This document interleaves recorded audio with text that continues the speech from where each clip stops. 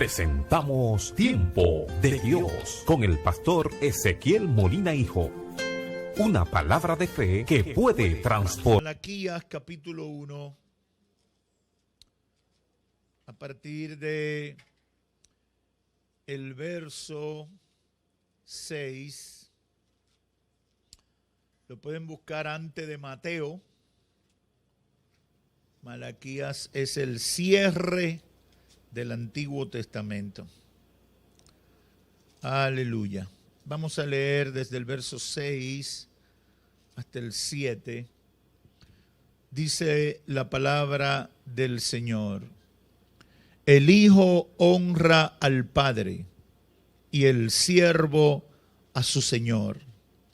Si pues soy yo Padre, ¿dónde está mi honra? Y si soy Señor, ¿dónde está mi temor? Dice Jehová de los ejércitos a vosotros, oh sacerdotes, que menospreciáis mi nombre. Y decís: ¿en qué hemos menospreciado tu nombre? En que ofrecéis sobre mi altar pan inmundo. Y dijisteis: ¿en qué te hemos deshonrado? En que pensáis que la mesa de Jehová es despreciable. Amén. Pueden sentarse. Quiero hablar en esta oportunidad con el tema los efectos y consecuencias de una fe marchita o debilitada. Los efectos y consecuencias de una fe marchita o una fe debilitada. Es la primera parte de 2 mensajes que voy a predicar sobre este tema. El libro de Malaquías, cuyo nombre significa mi mensajero, recoge un mensaje que fue predicado entre los años 432 y 420 antes de Cristo. Y precisamente ocurre cuando Nehemías, que era el gobernador de Israel, que había ido para restaurar los muros, es llamado para que regrese a Babilonia. Y Nehemías tiene que dejar el proyecto que había iniciado y que usted encuentra ahí en todo el libro de Nehemías, y regresa a servir como copero del rey de Babilonia. El proceso de restauración de los muros había sido concluido, pero todavía no había llegado el esplendor de Israel como había sido profetizado. Y usted puede encontrar parte de eso en el Salmo 68.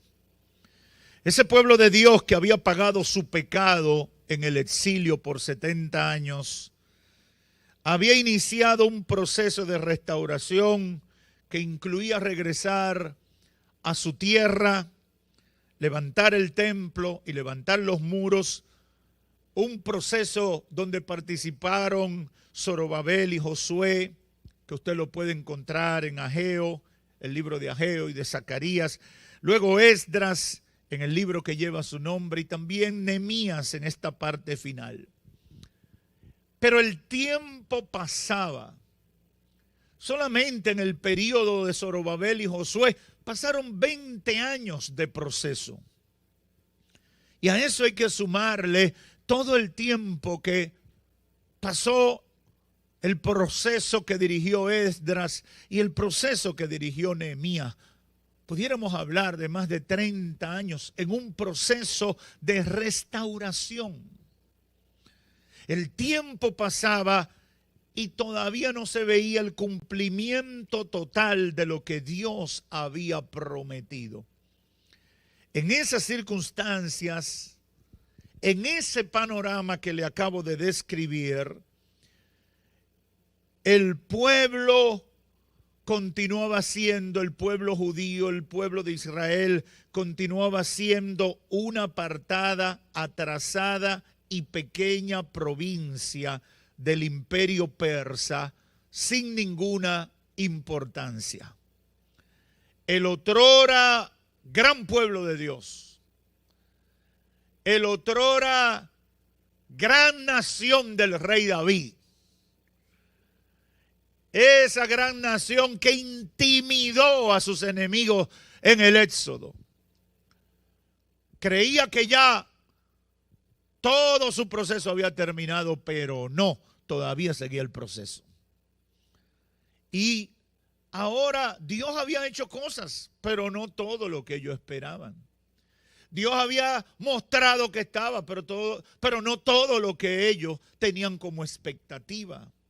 Y por esa razón, hermanos, los judíos de la comunidad restaurada comenzaron a perder la esperanza y a poner en duda el amor y la justicia divina para con ellos. Cuando meditaba en esto, el Espíritu Santo llamó mi atención con esta declaración. En el tiempo de la espera al cumplimiento de la palabra de Dios, la impaciencia y la desesperación pueden dominar nuestros pensamientos y llevarnos a perder la fe.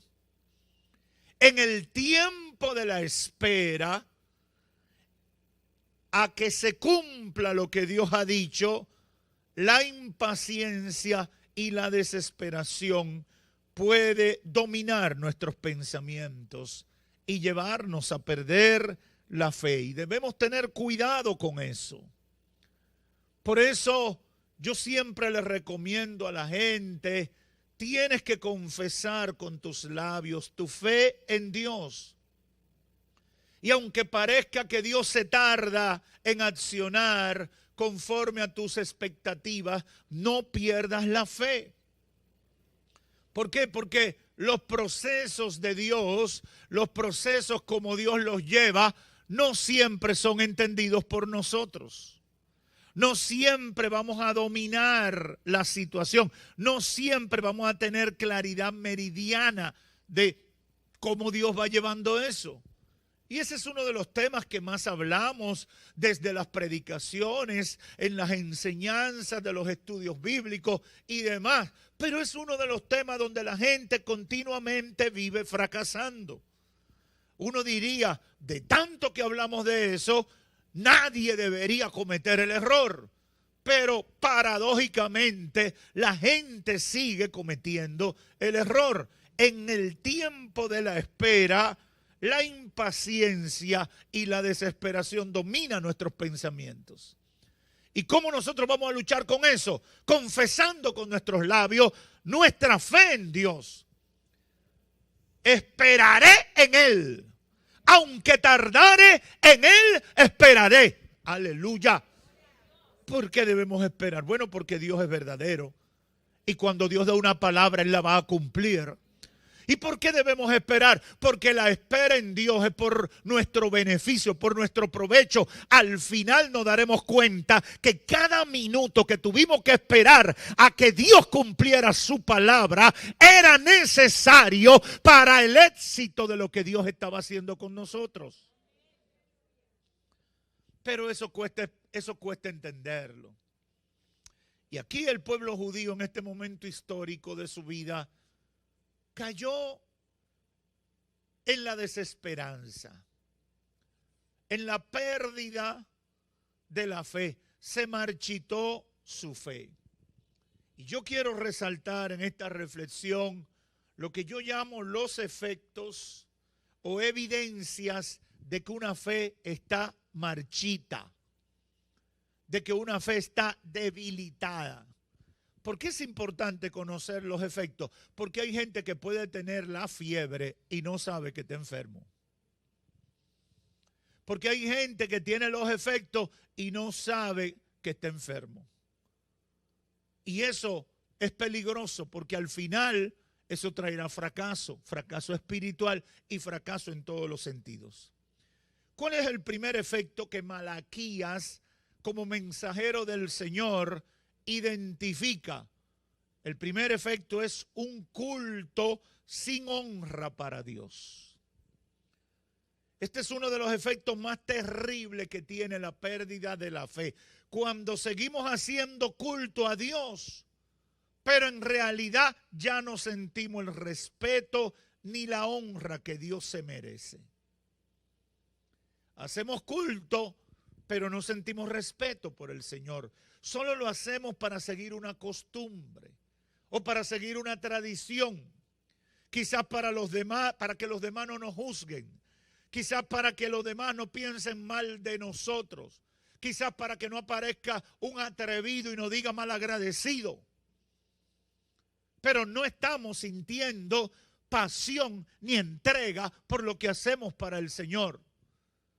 No cantamos con deseo de que nuestra alabanza llegue al trono de Dios. No expresamos alabanza. Hay que casi obligarnos para decir gloria a Dios o aleluya. Porque no hay pasión por lo que estamos haciendo. Eso es un culto sin honra. Por eso el Señor a través de Malaquías le dice, el hijo honra al padre y el siervo honra a su señor. Si yo soy el padre de ustedes, ¿dónde está mi honra? Y si yo soy el Señor de ustedes, ¿dónde está mi temor? Dice Jehová de los ejércitos. Y dice, oh sacerdotes que menosprecian mi nombre. Y se preguntan, Señor, ¿y en qué te hemos menospreciado? Y el Señor le dice, en que ofrecen sobre mi altar pan inmundo. ¿Y en qué más? En que pensáis que la mesa de Jehová es despreciable. ¿Qué significa todo esto? Los sacerdotes seguían teóricamente, y el pueblo seguían teóricamente siendo el pueblo de Dios, pero lo que hacían lo hacían por cualquier motivo, menos el de un corazón agradecido y comprometido con Dios. Y eso es un mal que nosotros vemos con mucha frecuencia y lo vemos en las iglesias donde se reúne en este tiempo el pueblo de Dios. El pueblo que desde el punto de vista espiritual representa el pueblo de Dios. Hay mucho culto falso. Hay mucho culto sin honra para Dios. Hay muchos cultos que son para muchas cosas, pero que no tienen nada que ver con traer alabanza genuina y adoración genuina al Dios que nos ha dado todo. Ustedes que se hace culto para dar placas, se hacen culto para reconocer a gente, se hacen culto para entretener. A mí me ha tocado en un evento que he asistido con alguna frecuencia fuera del país, que yo veo a veces unos cultos, el evento se tratan de otras cosas, de literatura y demás, pero convocan para un culto a las 8 de la noche y lo menos que se siente es que ahí se está adorando a Dios. Ahí se está tratando de vender una música, se está tratando de vender un libro, se está tratando de vender una causa para que la gente colabore, porque hay cultos para eso, cultos para recaudación de dinero, para buenas obras aparentemente, para buenos propósitos, pero no traen honra para Dios, no traen alabanza genuina para Dios, no se viene buscando que Dios hable a sus vidas. Así estaba el pueblo de Dios en tiempos de Malaquías. Ellos seguían teóricamente siendo el pueblo de Dios, pero lo que hacían, el culto a Dios, lo hacían por cualquier motivo, menos el de un corazón agradecido y comprometido con Dios. Y Dios se molesta a tal nivel con ellos que les dice algo que para muchos de nosotros es difícil entender. Verso 10 del capítulo 1, Dios les dice, oh, si hubiera entre ustedes quien cerrara las puertas para que no encendierais mi altar en vano. No me complazco en vosotros, dice el Señor de los ejércitos, ni de vuestra mano aceptaré ofrenda. ¿Qué está diciendo el Señor? Dios está diciendo que prefería que se cerrara el templo y no que siguieran dando ese tipo de culto que daban supuestamente para él. ¿Podría usted imaginar una cosa como esa? ¿Podría usted imaginarse? Dios está mandando a cerrar el templo. Le está diciendo, para que me traigan ese culto, yo prefiero que esté encerrado. Yo pienso que quizá algo de eso está pasando hoy. Yo pienso que algo de eso está pasando en nuestros tiempos. Pero la cosa no se queda ahí, hay un segundo efecto. Sacerdotes falsos, traicioneros e indignos. Lo peor que le puede pasar al pueblo de Dios es la corrupción de quienes están llamados a ser los guías espirituales del pueblo. Eso es lo peor que le puede pasar a una nación. La corrupción de quienes están llamados a ser guías espirituales del pueblo. Pero la realidad es que eso es una evidencia de la pérdida de la fe. Hoy en día uno oye tantas cosas terribles que pasa con llamados líderes espirituales. Hoy uno escucha tantos escándalos. Hoy uno se entera de tantos fracasos, uno se entera de tantas conductas impías en gente que tiene ropa de sacerdote. Y uno queda absorto, sorprendido, porque uno no espera eso. ¿Y qué produce eso? Eso comienza a generar dudas. Eso comienza a generar indiferencia en la nación hacia las cosas de Dios. Porque la gente dice, si eso es un pastor, ¿para qué me meto yo a la iglesia? Si eso es uno que dice que está conectado con Dios, ¿para qué entro yo a la iglesia? Y eso contribuye a la crisis de fe o a la fe marchita, a la pérdida de la fe del pueblo, pero es una evidencia también de la pérdida de fe de esa gente. Actúan así porque han perdido la fe y están haciendo cosas que no son propias de gente que teme a Dios. En tiempos de Malaquías, Dios expresa su desagrado por eso, porque era un efecto de la pérdida de la fe. Y mire cómo dice el verso 7 del capítulo 2. Pues los labios del sacerdote deben guardar la sabiduría y los hombres deben buscar la instrucción de su boca, porque él es el mensajero del Señor de los ejércitos. Pero vosotros, y está hablando a los sacerdotes, os habéis desviado del camino, habéis hecho tropezar a muchos en la ley, habéis corrompido el pacto de Leví, dice el Señor de los ejércitos. Dios está quejando, Dios está molesto, Dios está incómodo con lo que está pasando. Dios está reclamando.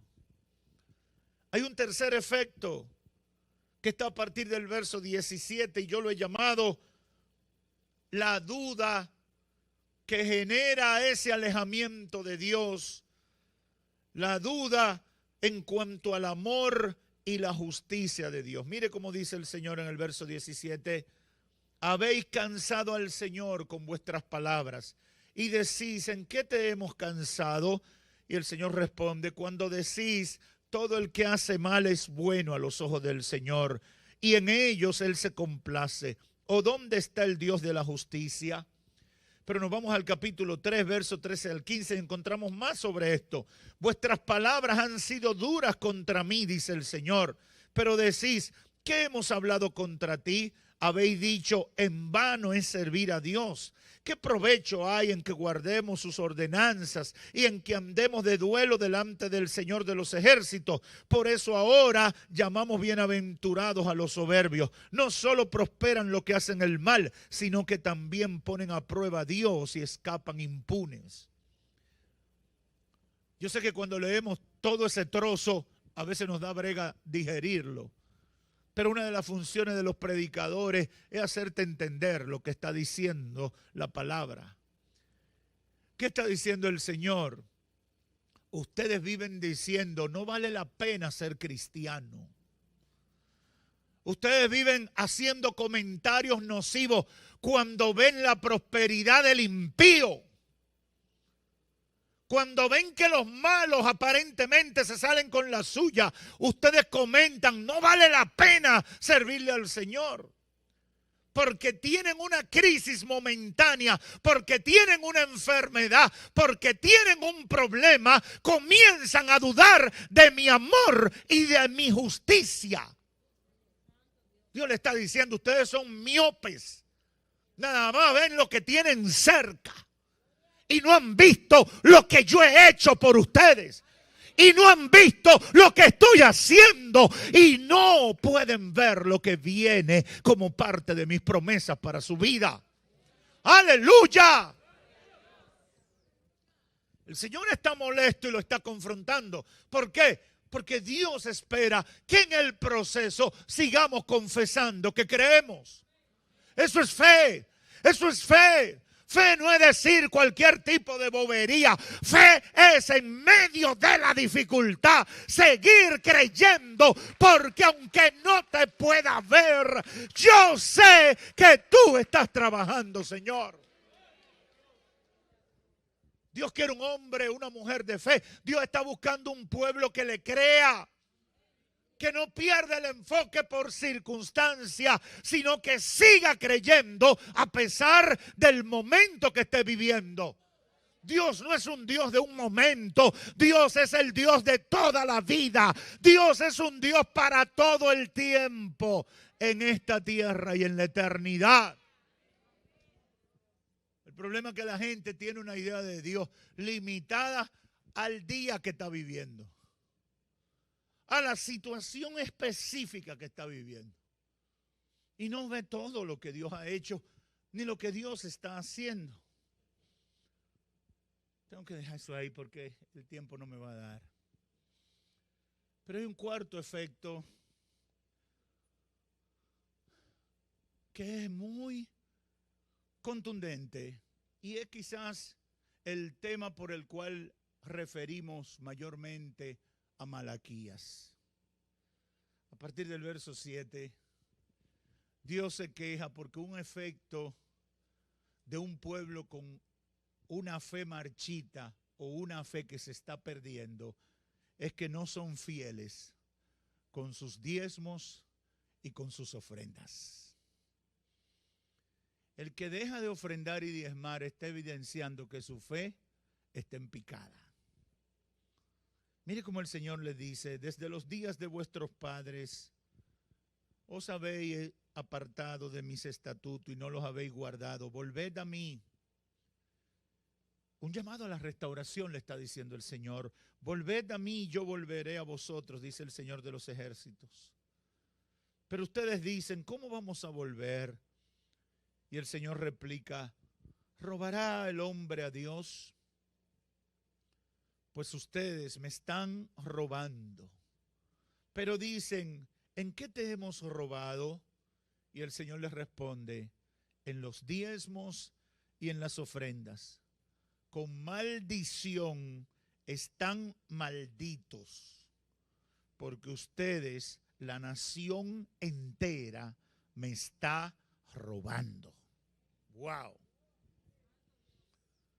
Una de las evidencias de que ellos tenían una fe marchita, secándose, disminuida, que habían perdido la fe en el proceso, es que habían dejado de ofrendar y diezmar para Dios.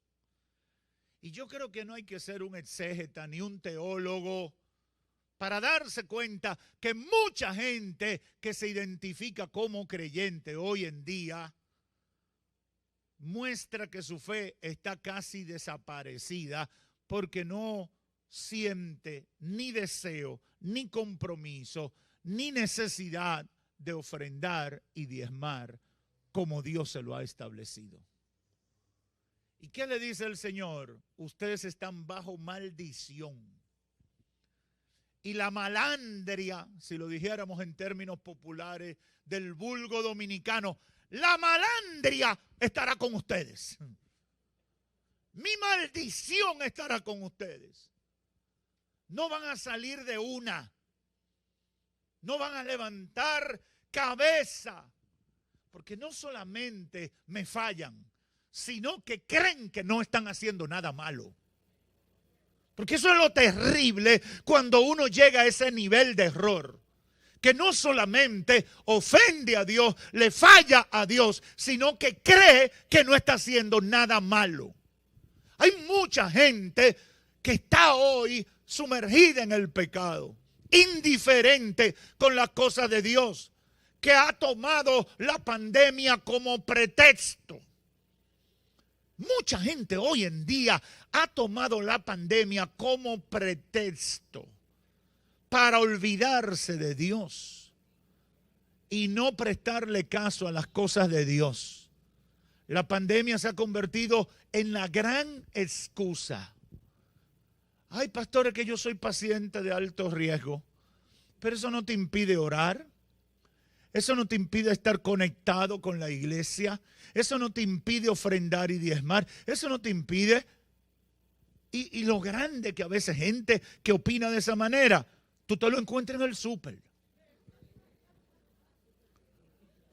Amontonado con un carrito lleno de comida. Yo no sé en otro sitio. Yo no sé en otro lugar. Pero el dominicano cree que antes de morirse tiene que hartarse.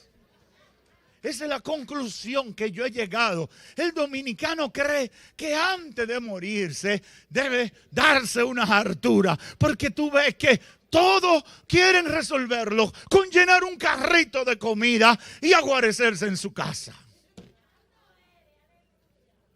Eso se llama cultura de hambre. Quiero concluir con un par de ideas.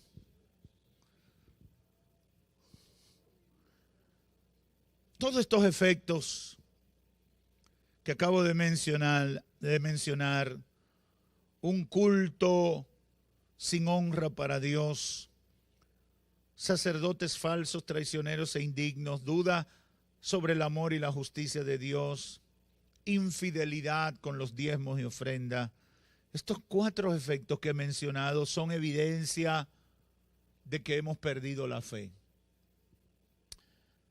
Por lo menos que nuestra fe está marchita y debilitada. ¿Y por qué perdemos la fe? Porque somos impacientes en cuanto a la obra de Dios en nuestras vidas. Dios le dice a Malaquías, su mensajero, que independientemente de lo que parece la situación, el Señor les recuerda algo que también nos lo recuerda a nosotros en este tiempo. Capítulo 1, verso 2, el Señor lo primero que le dice es: yo los he amado, dice el Señor. Yo los he amado. Y ustedes dicen: ¿en qué nos has amado? Y el Señor le dice: ¿no era Esaú hermano de Jacob? Sin embargo, amé a Jacob. Jacob es la raíz de donde viene Israel. Jacob es el de la promesa de donde desciende el pueblo judío. El Señor le dice: yo amé a Jacob y aborrecí a Esaú, e hice de sus montes desolación y di su heredad a los chacales del desierto. Dice el Señor: yo me comprometí con Jacob. Desde tus descendientes yo me comprometí con ustedes, pueblo mío. No tenía por qué hacerlo. Dios pudo comprometerse con Esaú y con los descendientes de Esaú. Pero el Señor le dice: yo los he amado. Dios no está hablando de algo que va a ser, ni algo que está en un futuro cercano. Dios está hablando en pasado. Ustedes son testigos de que yo los he amado. Eso debe ser suficiente para nosotros mantenernos fieles a Dios. Eso debe ser suficiente para nosotros siempre venir a Dios con acciones de gracia, con alabanza, con adoración genuina en todo tiempo y en todo lugar. Solamente el conocimiento de que Dios nos ha amado debe ser combustible suficiente para nuestra vida. Yo los he amado, dice el Señor. Menosprecié a Esaú y me comprometí contigo, Jacob. Además, el Señor les dice, mi pacto con ustedes. Y hoy Dios le está diciendo eso a mucha gente. Mi pacto contigo se mantiene. Mire cómo lo dice en el verso 6. Yo, el Señor, no cambio. Por eso ustedes, oh hijos de Jacob, no se han consumido. Mi pacto se mantiene. Lo que Dios le está diciendo en una palabra, en una expresión más entendible es, tú estás vivo porque yo estoy contigo. Tú estás de pie porque yo no te he soltado. Tú estás respirando porque yo no he bajado el switch. Tú estás de pie porque yo te tengo vivo. Aleluya. ¡Aleluya! Dios no debería tenernos que decir eso.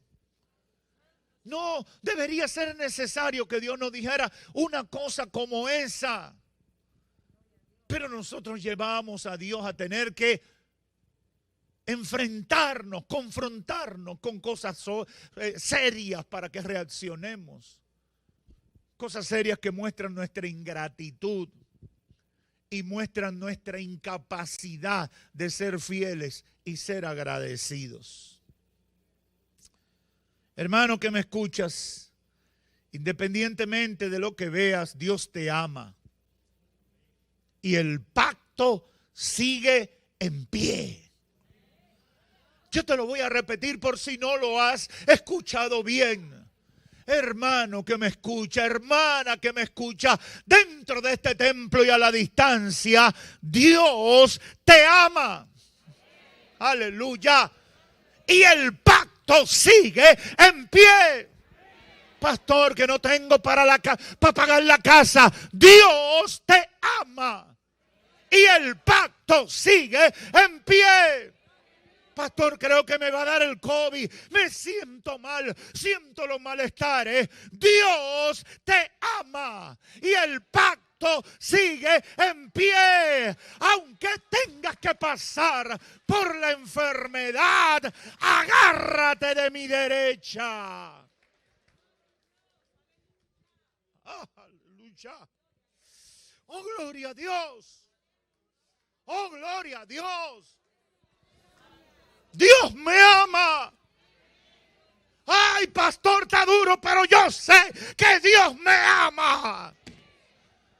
Está dura la cosa, pero Dios me ama y el pacto sigue en pie. Esto pasa, esto termina, esto yo tengo poder, fuerza para cruzarlo porque Dios está conmigo. El pacto sigue en pie. Dios no cambia las reglas del juego. Hay muchos contratos que se han cancelado en estos tiempos. Hay muchos negocios que se han roto. Hay muchos proyectos que después de tener grandes expectativas, ahora ya se han ido por la borda porque las condiciones cambiaron. Estamos acostumbrados a ver cosas muy sólidas que de repente se desvanecen, porque así son los hombres. Así son los proyectos de los hombres. Así son las ideas de los terrícolas. Pero Dios no. Él dijo y Él hará. Él prometió y Él cumplirá. Aleluya, aleluya. Yo no sé si eso tiene sentido para ti, pero a mí me llena de fe. A mí es como que me inyectaran una dosis 100% de fe. Y esa fe que estaba debilitada se levanta y sube a su más alto nivel. Dios me ama y el pacto sigue en pie. Oh, gloria a Dios. Oh, gloria a Dios. Se ha perdido la pasión por el culto a Dios. si no valoras la cena del Señor, si estás siguiendo sacerdotes que te dicen lo que quieres escuchar, pero no lo que te ayuda a tu vida espiritual, si le estás robando al Señor al no presentar diezmos y ofrendas, son efectos de una fe debilitada, de una fe marchita. Es tiempo de reaccionar. No tengo dudas de que Dios me ha dado esta palabra para mucha gente.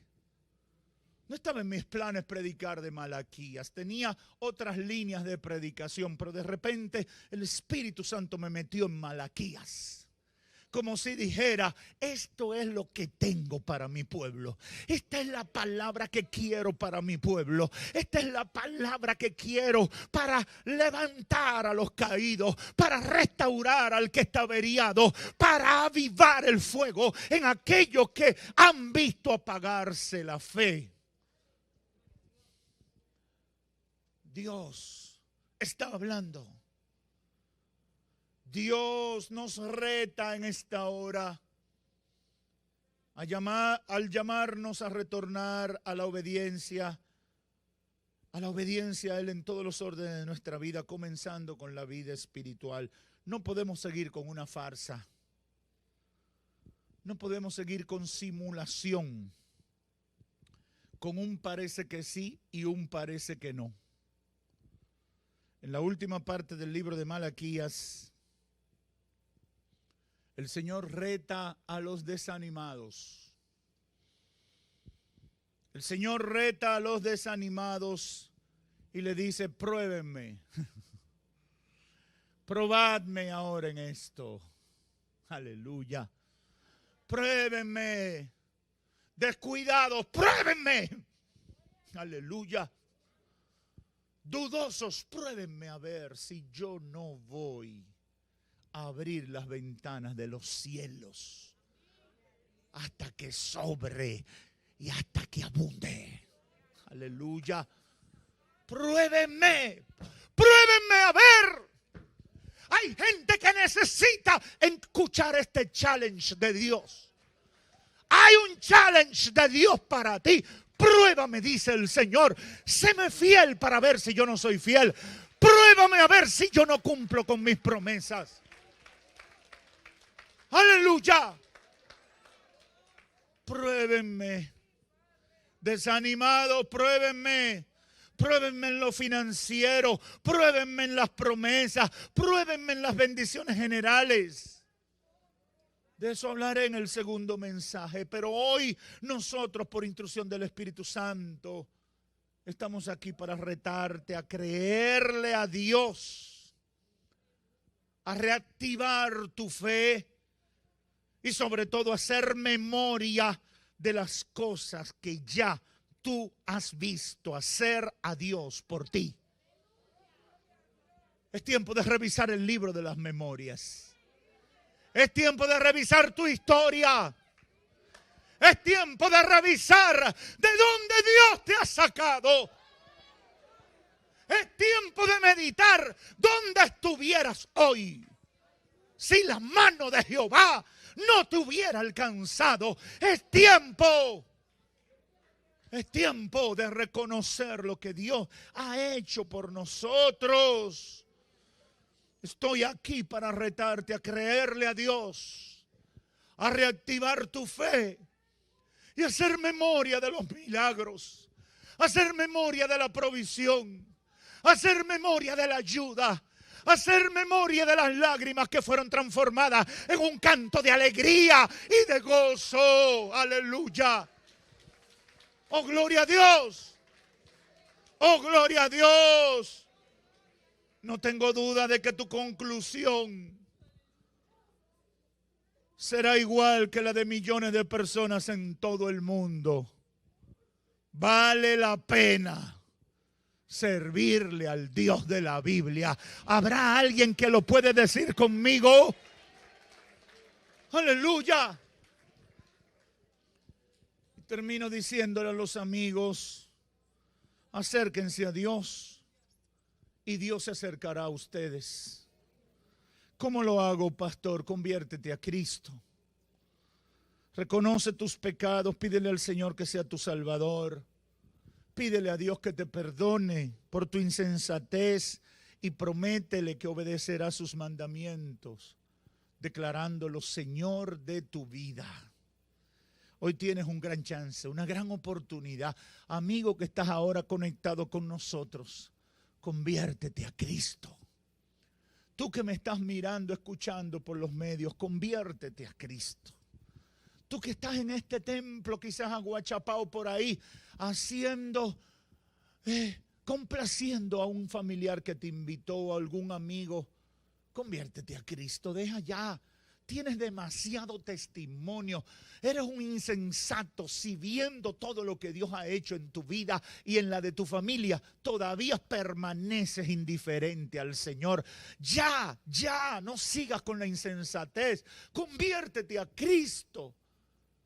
No provoques la ira de Dios. Qué triste es que alguien estando cerca de la salvación termine perdiéndose.